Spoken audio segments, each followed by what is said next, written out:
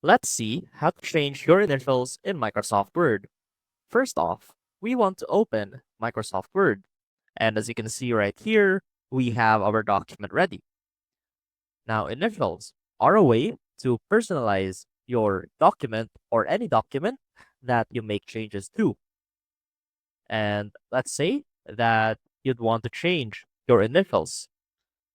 So the first thing you want to do is click on the File tab, and from here, click on Options. And now, under General Options, look for Personalize your copy of Microsoft Office.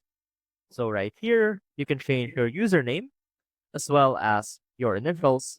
And you can also set by checking this box right here to always use these values regardless of sign in to Office. And once you're done with that, click on OK.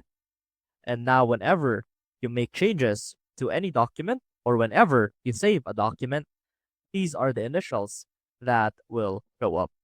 I hope this helped, and I will see you soon.